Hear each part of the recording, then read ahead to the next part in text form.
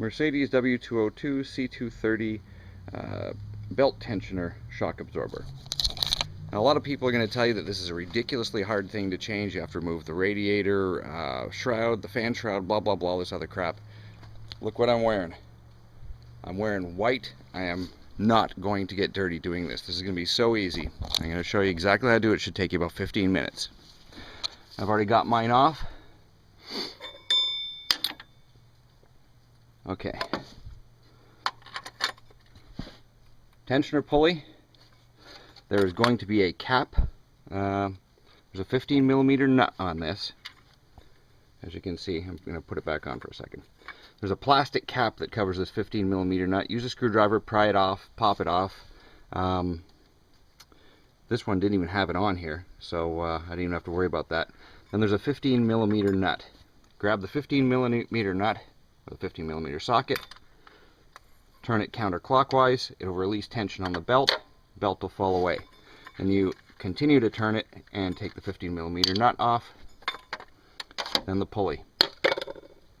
Now there is a 10mm Allen key on the back of the shock.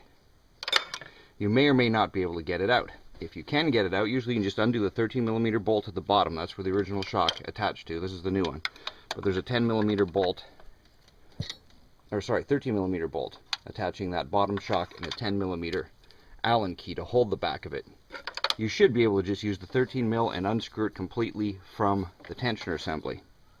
If you can't get it off for some reason, if you want to grind down a 10mm Allen key and wiggle it around back, you can do that. Kind of a pain in the ass. Just take off the tensioner. 3 13mm bolts, one here, one at the bottom, one at the top. This one's a bitch because you can't get to it because the tensioner's in the way. Just take a pry bar.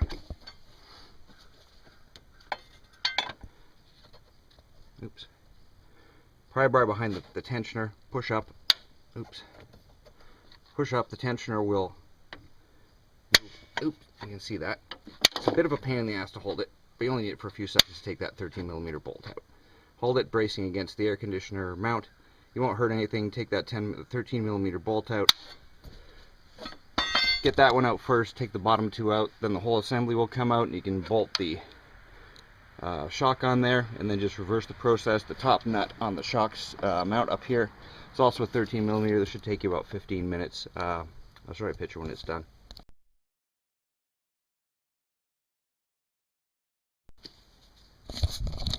Okay, it's been 3 minutes since the end of the last video. As you can see, I did not even get dirty.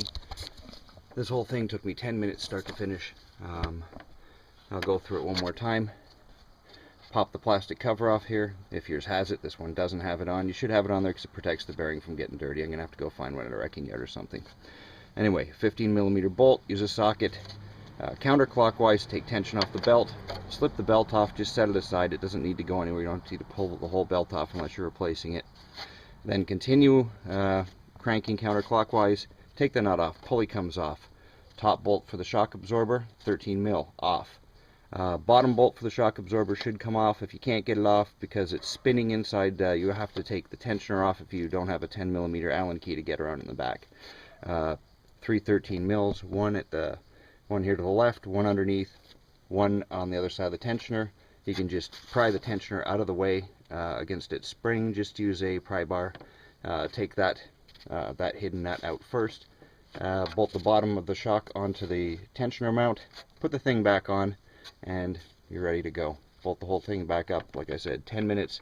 It's not the 2-hour job. You do not have to remove the fan shroud. Don't have to remove anything else.